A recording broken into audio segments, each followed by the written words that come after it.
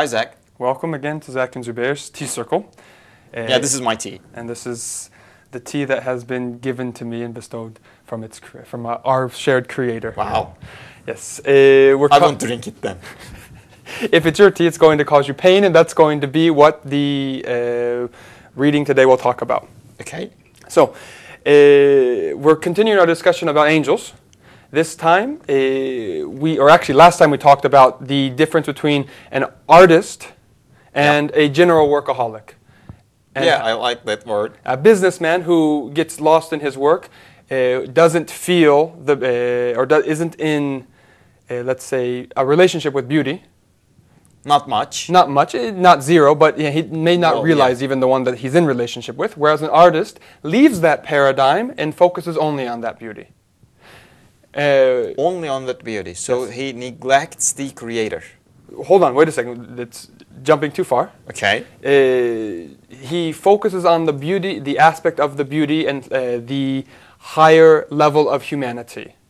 Then the workaholic businessman. Yes, exactly. And we said that because the workaholic, the businessman doesn't, notice the beauty around him. Doesn't take, it doesn't, let's say, consume it in his soul or in his heart. His soul and his heart dies.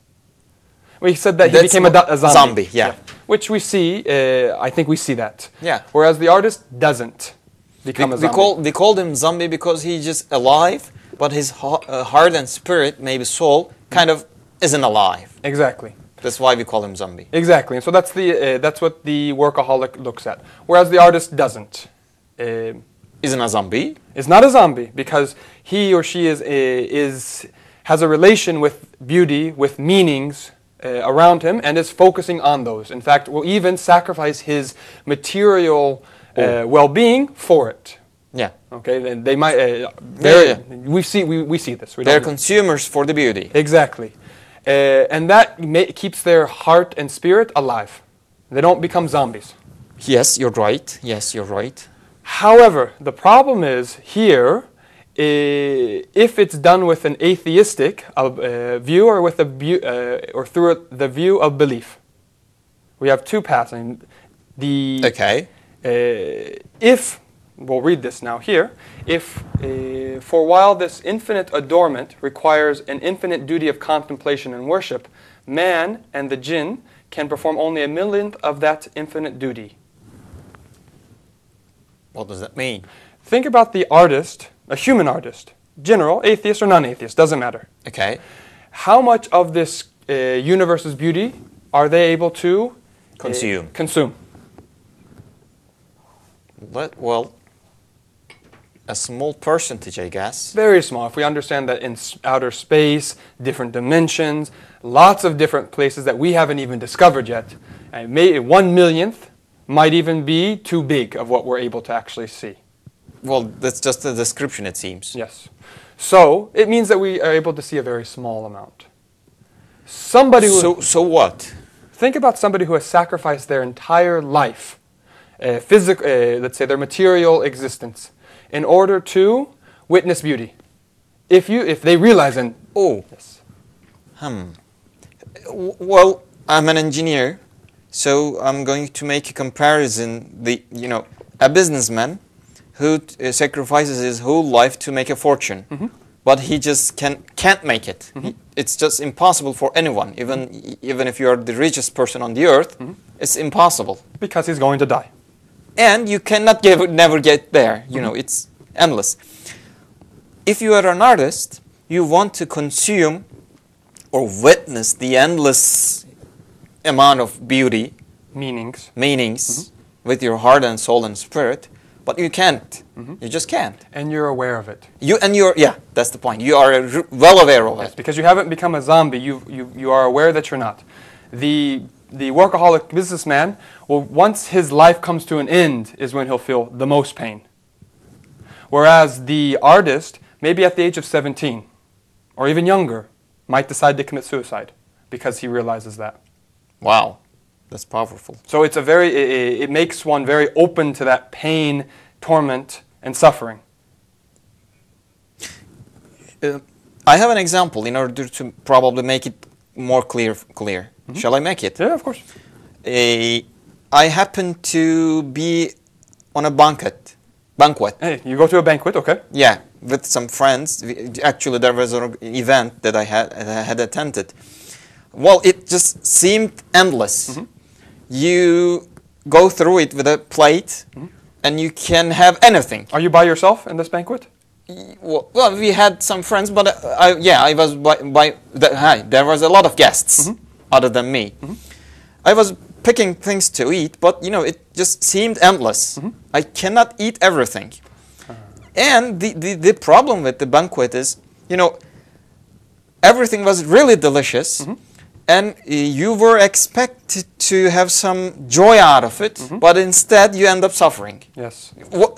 I cannot explain it. Everyone I saw on the hall was suffering. I cannot eat this. You went on a business. I'm full. I cannot eat this. I cannot eat this. Oh hell. You know what I mean. Yeah.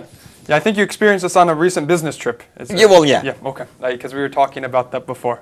So yes, yeah, I've experienced that too. If I see myself as just an individual, that means looking at this creation or this existence without belief, then I'm by myself and I'm only benefiting from what I actually eat, what I actually come in contact with. So I don't focus on what I've eaten, I focus on what I haven't eaten in that banquet. In contrast, yeah, you remind me something great. Next day, I was there for 3 days. The next day, I was really full for the last day. I couldn't eat anything. I just sit there and have some soup. That's all. And I just kind of enjoyed it more than the previous day. Why? Because I don't have to eat anything. They are just there. There's some really delicious, special things, and I don't have to eat.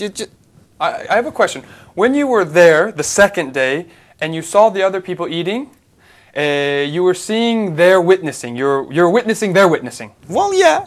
You're witnessing their happiness. Yeah. For example, there was a big steak, and I can't eat it. I just full. Someone else came in and picked it up and eat it. And you benefited from his. Yeah. I just enjoyed it. Enjoyed seeing it. Okay.